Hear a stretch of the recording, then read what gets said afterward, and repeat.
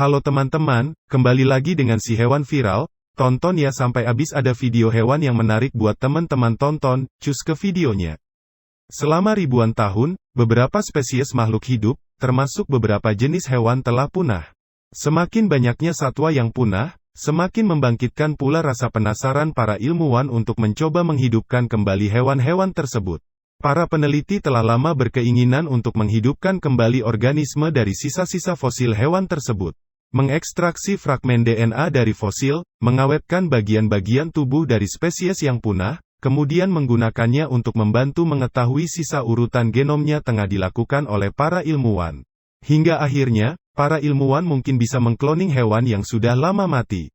The extinction merupakan istilah ilmiah yang digunakan para ilmuwan untuk mendefinisikan upaya membangkitkan lagi organisme yang telah punah. Hal ini sebenarnya terlihat tidak masuk akal. Banyak sekali ilmuwan dari seluruh penjuru dunia mencoba untuk melakukan penyempurnaan dalam hal cloning dan rekayasa genetik.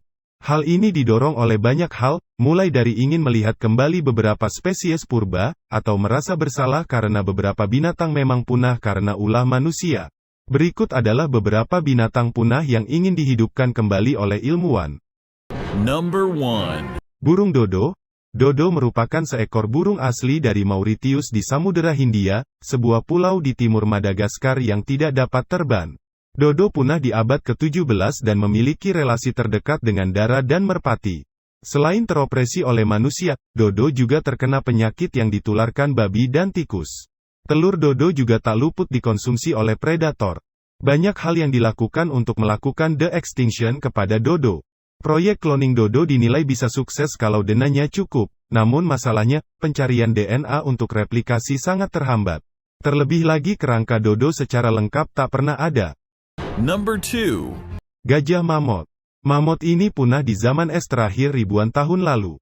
Awalnya diperkirakan punah oleh perburuan, tapi secara lebih akurat diperkirakan binatang ini punah karena pemanasan global yang menyebabkan kepunahan periode kuarter. Kerabat mammoth paling dekat adalah gajah Asia yang tersebar di Sumatera, Thailand, India serta Nepal. Gajah Asia yang sebenarnya juga statusnya terancam, adalah kunci untuk bangkitnya mammoth. Para arkeolog banyak menemukan fosil-fosil mammoth di Arktik, dan para ilmuwan sangat tertarik untuk membuat hibrida gajah mammoth. Para ilmuwan gencar untuk melakukan restrukturisasi genom dengan menggabungkan DNA gajah Asia dengan DNA mammoth. Hal ini diharapkan dapat menumbuhkan bayi hibrida dalam rahim gajah buatan. Number 3. Saber-toothed cats. Harimau ini hidup sekitar 11.000 tahun yang lalu, dan punah terkena dampak pemanasan global. Ilmuwan sendiri sangat tertarik untuk menghidupkan kembali binatang-binatang dari zaman es seperti ini, dan harimau ini jadi pilihan utama. Para ilmuwan akan mengambil sampel DNA untuk cloning dari The La Brea Tar Pits di Los Angeles yang menyimpan fosil dari makhluk ini. Number 4. Badak berbulu. Woolly rhinoceros atau badak berbulu ini dapat ditemukan di Eropa dan Asia. Bentuknya yang besar dengan kaki yang kekar dan berkulit tebal membuat badak berbulu ini cocok hidup di lingkungan tunda dingin selama zaman es. Badak berbulu punah di periode kuarter karena pemanasan global. Relasi dari badak berbulu yang paling dekat adalah badak Sumatera. Badak berbulu berkeliaran di dinginnya salju Arktik pada 10 juta tahun yang lalu. Sementara spesimennya sering terpapar di permafrost, tanah di titik beku suhu 0 derajat Celcius. Arktik, sehingga bisa diawetkan dengan baik. Number 5. Harimau Tasmania atau tilacin. Tilacin lebih dikenal sebagai harimau Australia meski sebenarnya ia adalah marsupial karnivora terbesar.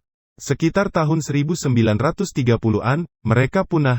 Binatang ini memang mirip serigala dan harimau, tapi memiliki kantung seperti wombat dan marsupial lain. Para ilmuwan Australia sangat gencar untuk membuat cloning dari binatang yang telah 80 tahun punah ini. Para ilmuwan telah mengembangkan replikasi DNA dari tilacin yang memang sudah ada sejak lama, dan jika berhasil akan menginjeksikan sel telur ke Tasmanian Devil. Number 6. Pirinan ibex. Secara teknis, proses cloning sudah berhasil dilakukan. Walau hanya bertahan 7 menitan, pirinan ibex tampil sebagai hewan punah pertama yang dihidupkan kembali. Janin kloningan yang mengandung denanya bisa ditanam dalam rahim kambing domestik. DNA tersebut berasal dari Celia, namun janin tersebut mengalami masalah paru-paru sehingga tak bertahan lama. Namun terobosan ini juga tetap membuka harapan besar. Number 7. Lumba-lumba Sungai Baiji. Lumba-lumba Sungai Baiji merupakan spesies lumba-lumba yang hidup di Sungai Yangtze di Tiongkok, hingga kepunahannya di 2002. Ia merupakan megafauna atau mamalia besar pertama yang punah dalam beberapa dekade terakhir. Menurut Mother Nature Network, para ilmuwan tertarik untuk melakukan de-extinction karena kepunahannya masih tergolong baru.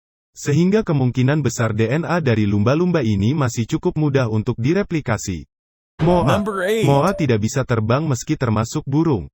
Tubuhnya besar mirip burung unta, bahkan pernah menjadi yang terbesar di planet. Namun mereka tak memiliki sayap vestigial, mereka sudah punah sekitar 600 tahun yang lalu, lantaran menjadi buruan brutal. Beruntung telur dan bulunya masih bisa ditemukan dalam kondisi relatif utuh. Proyek untuk mengkloning moa masih terus dicoba, sebab denanya telah diekstraksi dari kulit telur di masa lampau. Number 9. Passenger pigeon. Pada tahun 1830-an, passenger pigeon adalah burung yang paling berkembang di Amerika Utara. Tetapi selama beberapa dekade berikutnya, hutan tempat hidup burung ini ditebang dan mereka diburu sebagai sumber protein. Passenger pigeon yang terakhir meninggal pada tahun 1914 atau kurang dari 100 tahun setelah populasinya diperkirakan mencapai 3 miliar. Kepunahan spesies ini menjadi pelajaran yang berharga bagi manusia yang selanjutnya membuat mereka tersadar untuk mencanangkan gerakan yang bertujuan melindungi spesies yang terancam punah. Para ilmuwan sekarang berharap dan sedang berusaha untuk menghidupkan kembali populasi burung ini. Number 10. Quagga. Satwa kerabat zebra ini punah pada tahun 1880-an, akan tetapi para ilmuwan di Afrika Selatan sedang terus berusaha untuk mengembalikannya. Beberapa peneliti berpendapat bahwa quagga tidaklah murni spesiesnya sendiri, melainkan merupakan subspesies dari zebra pada umumnya.